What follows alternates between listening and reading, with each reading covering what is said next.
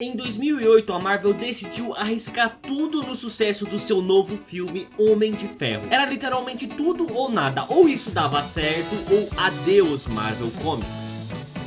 E mesmo nos resultados mais otimistas, ninguém ali tinha noção de como esse filme seria importante não só para sua própria história, mas também para a história do cinema. Ele não só seria um tremendo sucesso, como também daria início ali a um universo muito maior. Homem de Ferro 1 é pra mim que não consigo encontrar outra palavra pra descrever senão filmaço da p***. Ele pega um herói que na época era um divisor de água nos quadrinhos e transforma em um personagem que todo mundo ama, numa mistura ótima de personagens cativantes, boa história, estilo e ótimas músicas. E bota boa nisso. O filme teve um orçamento de cerca de 140 milhões de dólares e rendeu cerca de 585, que fez a quase falida Marvel sair dos perrengues que estava passando e ver ali uma oportunidade. Ela que já tinha deixado uma ótima cena pós-créditos no final do filme, essa que futuramente seria sua marca registrada, que fala da iniciativa Vingadores. Pouco tempo depois tivemos um filme do Incrível Hulk, que a Marvel tenta apagar da história de todas as formas possíveis, filme repleto de boas ideias, um ótimo Hulk em que passa a imponência que o personagem tem que ter, que transmite medo, e um Bruce Banner mais traumatizado. E eu me refiro ao personagem, tá? Não ao ator. Junto de um tom sombrio pro filme. Esse filme acabou que não foi muito bem nas bilheterias, além de dar problemas com o ator que interpretou o Banner, Edward Norton, que exigia muito controle criativo sobre o filme. E eu não sei que mania é essa que alguns atores têm de quererem ter o controle criativo da obra. Pô, isso é trabalho do diretor. Na maioria das vezes em que isso acontece, é assim que acaba, fracasso. Na sequência tivemos o lançamento de Homem de Ferro 2, embora não tenha sido tão aclamado quanto o primeiro, ainda teve um saldo positivo e um ótimo faturamento. Em seguida vieram Thor e Capitão América, o primeiro Vingador. Esses filmes introduziram novos personagens e conceitos. A Marvel já gozava de boa reputação nessa época, mas foi a partir do próximo filme que tudo mudou. Os Vingadores. Os fucking Vingadores. Esse filme pegou tudo que tinha sido construído até então e unificou, melhorou o grande crossover, criando uma história de equipe que conseguiu dar foco em todos os personagens principais de maneira que todos tivessem o devido destaque. Conseguiu criar um bom vilão, boas cenas de ação, ótimos diálogos, dinâmica entre os personagens e desenvolvimento tanto individual quanto de equipe, ótimo ritmo, ótima trilha sonora e piadas muito bem colocadas. Ele matou 80 pessoas em 2 dias. Ele é adotado. Até o Hulk nesse filme ficou bom. A tensão que todos sentiam para quando finalmente essa fera aparecesse foi sendo criada, e quando ele finalmente aparece, a cena é muito bem executada, assim como o desenvolvimento do vilão, o Loki. Sem sombra de dúvidas, esse filme foi uma das melhores coisas que o CM já fez, e todo o sucesso dele foi consequência, entrando diretamente pro ranking de maiores bilheterias de todos os tempos e gerando seu lugar na história do cinema. Ninguém antes tinha feito um universo compartilhado tão amplo e conciso como o que a Marvel havia feito, e muitos tentariam replicar esse modelo a partir daí. Até esse momento os filmes funcionavam por si só. Eu mesmo, quando assisti Vingadores pela primeira vez, tinha assistido apenas Homem de Ferro 1 e 2, então eu conheci tanto o Thor quanto o Hulk por aquele filme. E nessa época os filmes contavam histórias sobre seus heróis, mostravam seu lado mais humano e desenvolviam os personagens ao seu redor, mas disso você já sabe. É então aqui que se inicia de fato a era de heróis no cinema.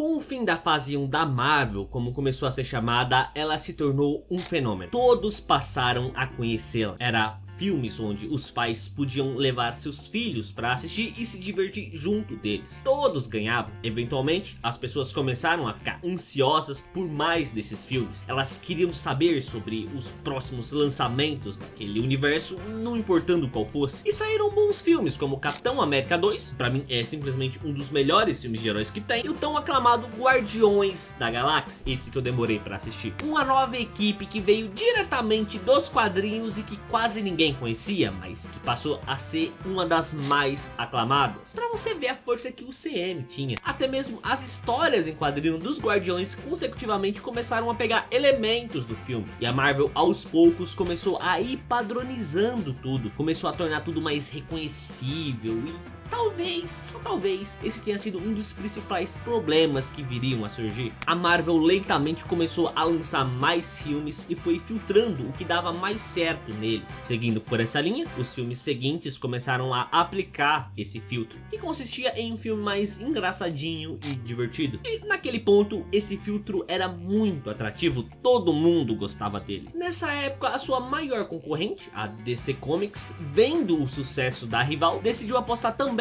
no seu próprio universo compartilhado e assim contratou o famoso Snyder, que lançou como primeiro filme Homem de Aço. E se baseando nele, o futuro da DC no cinema até era promissor. O filme tinha uma identidade própria que o diferenciava da Marvel e, embora também tivesse alguns erros, como o seu final que é uma merda, não era nada que não pudesse ser resolvido. Mas aí o Snyder pensou: pô, como segundo filme, que tal já meter o Doomsday, o Batman vs Superman e a morte do próprio Superman? Genial! Todos pensaram? Mentira, mentira, mentira. Não foi bem assim que aconteceu, tá? A culpa disso não foi necessariamente do Snyder, e sim da própria Warner, que interferiu muito na produção dele. Sua ideia era fazer o que a Marvel fez, só que muito mais rápido, no speedrun mode, acelerar o desenvolvimento do DCU, o que a Marvel demorou anos para construir e solidificar. A Warner queria que a DC fizesse em um curto período de tempo. Então, quando Batman vs Superman começou a ser idealizado, o que era para ser uma história apenas do Batman e Superman, a Warner exigiu que fosse introduzido também outros membros da Liga da Justiça, novas subtramas que os ligassem aos futuros filmes e fizesse tudo isso com uma duração reduzida, para que então o filme fosse mais, entre aspas, comercializável. Ah, e eles também queriam um tom menos sombrio, tá? Pra se assemelhar a Marvel. Era pouca coisa só que a Warner queria, tá? Muita pouca coisa. Também, pra ajudar nessas poucas coisas, os planos que o Snyder tinha pro futuro também não eram a melhor coisa do mundo. Batman tendo filho com a Lois? Superman sucumbindo à antivida, ressuscitando e voltando no tempo? É o quê? Eu acho melhor eu nem entrar nesse tópico. Na época, Batman vs Superman disputou contra Capitão América 3 Guerra Civil, e eu nem preciso dizer nada, né? O filme não foi um fracasso, mas também não atingiu as expectativas absurdas da Warner, que esperava facilmente 1 milhão, já que seria a primeira vez que teríamos um filme do Superman, Batman e Mulher Maravilha juntos, e supostamente esses 3 pilares deveriam garantir esses milhões. E talvez eles estivessem certos, talvez eles conseguissem até, se o filme fosse bom, que não foi. Então, o entre aspas, fracasso do filme resultou em mais interferências no filme seguinte, que gerou mais problemas. Enquanto isso, a Marvel continuava como um fenômeno. Dando agora um time skip um pouco pro futuro, a Marvel enfim alcançou o ápice com Vingadores Guerra Infinita e Vingadores Ultimato. 2 fenômenos estrondosos de bilheteria, eventos cinematográficos e encerramento de 10 anos desse universo, tornando-se a maior bilheteria de todos os tempos, até ser batido por Avatar em seu relançamento. E isso foi golpe baixo, tá? Foi golpe baixo, mas ambos são da Disney, então que ótimo pra ela. É, muito bom pra você, Mickey. Nessa época, a DC tava um desastre. O filme da Liga da Justiça, depois de muitos problemas, interferências e a saída do diretor por motivos pessoais, resultou em um filme horroroso, sem alma, genérico. E olha esse CGI do bigode. A DC tava completamente sem rumo. Uma editora que sempre foi referência de excelência nos quadrinhos, naquele momento estava com seu universo cinematográfico completamente sem estrutura. Desesperado pelo sucesso da concorrência, ela deixou de lado a sua própria identidade visual. deixou de lado toda a sua essência. A DC era quase como um youtuber, desesperado pelo sucesso e por mais cliques, o que é compreensível, vivemos no capitalismo afinal, e não podemos viver nele tendo fracassos atrás de fracassos. E por isso a aposta da Warner pra DC num universo onde ela não tinha experiência foi jogar seguro. O problema é que essa jogada segura tava lentamente começando a saturar, e tendo dois universos compostos pela mesma fórmula, uma hora um teria que mudar, até porque isso aqui não é YouTube e a DC não conseguiu usar essa fórmula de maneira boa. Embora mesmo com esses fracassos, a fanbase da DC no cinema também se consolidou, e a guerra que já existia nos quadrinhos ganhou força agora também nos cinemas.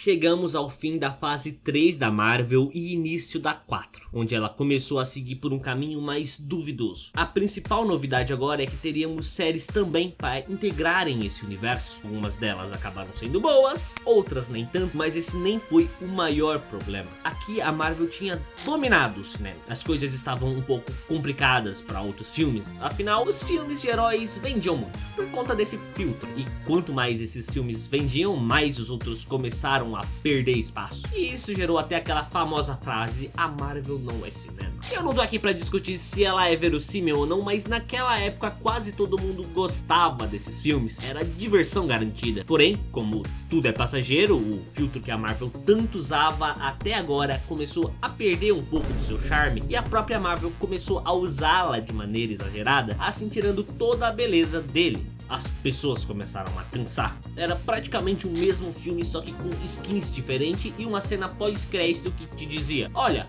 fica de olho no próximo filme, tá? O próximo sim vai ser bom. E quando a Marvel tentou fazer algo diferente, ela não conseguiu, porque o seu público já estava acostumado e rapidamente ficou entediado. Embora Os Eternos tenha sido um ótimo filme, as pessoas estavam viciadas na fórmula do filme divertido que te entretém com piadas e humor a cada segundo. É quase como a diferença entre um vídeo de 40 minutos no YouTube e um vídeo curto no TikTok. As pessoas logo querem passar pro próximo.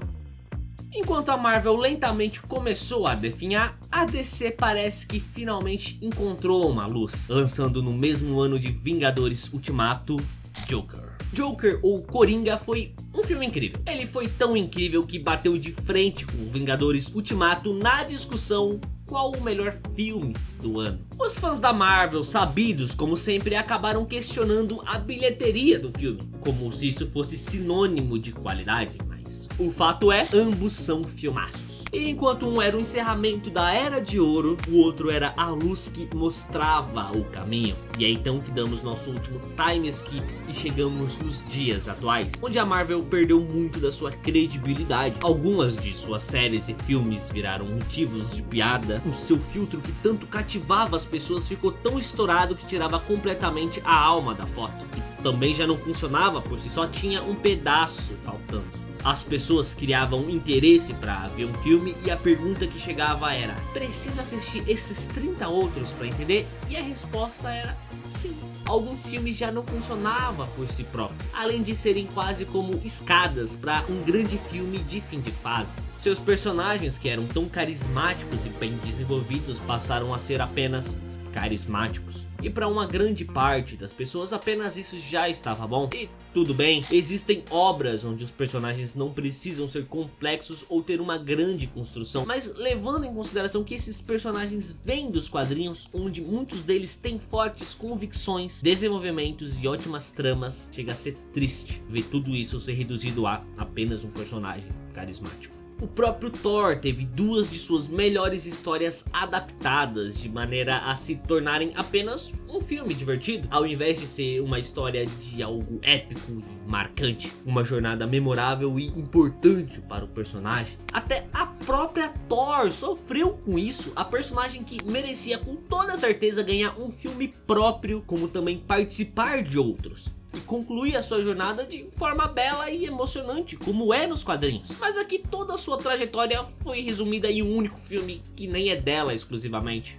desperdiçaram o potencial da poderosa Thor, e esse é o problema com os filmes de heróis. Eles são loucos pra te prender no filme e venderem o próximo, ao invés de criarem algo verdadeiramente incrível e que funcione por si só. Eu não tô dizendo que todos os filmes são assim, claro que não. Como eu disse, a Marvel já fez filmes incríveis, mas também se perdeu no seu próprio rumo. A DC, por outro lado, parece que finalmente entendeu isso, fazendo filmes que funcionam por si próprios, como O Esquadrão Suicida, onde, pasmem, você não precisa ter visto o primeiro pra entender. Eu mesmo nunca cheguei a terminá-lo. The Batman, um filme que se adapta ao próprio universo criado, sem se prender a algo compartilhado, e sendo simplesmente um dos melhores filmes da DC, lembrando da sua época em que ela fazia bons filmes: Cavaleiro das Trevas, Superman, Watchmen, entre outros. E agora, com direção de James Gunn, parece que a DC finalmente se encontrará renovada, assim como a Marvel, que parece ter reconhecido seus próprios erros. Olha Deadpool 3, por exemplo, um filme que funciona por si próprio. Ele é lotado de referências, mas você pode assisti-lo sem, por exemplo, ter visto um ou dois, e isso é confirmado até pelo próprio diretor, porque o filme foi estruturado para isso. Ele tem um começo, um meio e um fim que funcionam por si próprios, como mais uma história do Deadpool. E os conceitos usados no filme são explicados no próprio filme, então você realmente não precisa ter visto os outros. Porém, vendo-os, isso apenas tornaria a sua jornada ainda mais incrível, porque você pegaria mais referências, teria mais apego emocional e consecutivamente teria uma jornada mais imersiva. Você consegue perceber aqui como isso é uma soma sem subtração? É disso que eu tô falando. Claro, sempre vão ter aqueles filmes de vez em quando que pegariam tudo e precisariam de outros pra se ter um entendimento, como Ultimato, por exemplo, que é uma continuação direta de Guerra Infinita, mas isso não significa que todo filme precisa ser assim. E é isso que parece que o próprio James Gunn entendeu. O filme do Superman que tá vindo aí, e meu hype pra ele tá devastador. Eu sei que muita gente não é muito fã do Superman, do típico estilo de escoteiro que ele tem, porém eu acho que isso é muito necessário até mesmo hoje em dia. Quando o Superman foi criado, vocês bem sabem, o mundo tava em guerra e por isso ele precisava de um protetor, mesmo que na ficção, alguém que inspirasse as pessoas. E o tempo foi passando e a nossa geração foi criando gosto por personagens mais cinzas, porque eles são mais B10 e gostamos disso. Mas acabamos subestimando um pouco aqueles personagens mais bonzinhos. Afinal, o mundo é cruel e às vezes nos identificamos com um aspecto de um vilão, até porque eles são o caminho mais fácil e por isso, em alguns momentos, sentimos empatia. Suas perdas e momentos que os tornaram quem são. É muito fácil perder o controle e se deixar levar pelo próprio egoísmo ou egocentrismo, pela tentação, pela vontade de usar um anel, de conseguir o poder do lado negro da força, ou usar uma magia das trevas e acabar com tudo de uma única vez. Enquanto isso, os personagens bonzinhos se mantêm firmes, que é bem mais difícil porque, como eu disse, o mundo é cruel e o tempo todo ele vai tentar quebrar sua própria convicção e você vai ter que escolher. Assim como Luke Skywalker escolheu salvar seu pai, mesmo contra todas as probabilidades, mesmo com seus amigos e todos que ele ama em perigo, ele escolheu se manter firme no caminho que acreditava. Ele escolheu ser um Jedi, como seu pai antes dele, e foi justamente essa escolha que eu trouxe de volta. Com o Superman é igual, ele é um personagem considerado simples, ele é gentil, ele é protetor e acima de tudo ele tem um amor muito grande pela humanidade. Mesmo nas piores situações, por mais difícil que seja, o Superman consegue a força para se manter fiel naquilo que acredita. Seu trabalho acaba sendo o mais difícil de todos, inspirar as pessoas a aceitarem o seu melhor lado. E claro, sempre tem aquelas histórias do Superman do mal, mas elas são, assim como muitas outras, histórias alternativas. A verdadeira essência do Superman é simplesmente a de alguém bom. Tem uma história que eu gosto muito, que é a do Reino do Amanhã, onde muitos heróis novos acabam surgindo e esses heróis não são tão bonzinhos como o Superman. Eles matam. Eles matam. A população toda acaba ficando mais contente com eles, até porque eles acabam matando os bandidos e por isso o Superman acaba se aposentando. Não se vendo mais necessário, as pessoas rejeitaram o seu método. E aí mais heróis vão surgindo, cada vez mais irresponsáveis com seus próprios poderes e matando às vezes até desnecessariamente. Com o passar dos anos, chega um ponto em que um dos heróis que substituiu o Superman acaba vacilando e muitos inocentes morrem. A população começou a sentir falta do Superman e é nesse momento que ele retorna para ensinar aos novos heróis o que de fato é ser um herói. É então quando a gente entende como a mensagem do Superman, embora antiga, continua sendo atemporal. Eu acho que o filme do Superman vai pegar de inspiração essa história e seguir por um rumo bem parecido. Como eu disse, eu tô muito otimista pra ele e assim como o Superman ressignifica o que é ser um herói, o seu filme pode ressignificar o que é ser um bom filme de herói. Eu de verdade espero que esse filme transmita bem a mensagem do Superman, aquela que o Snyder não conseguiu.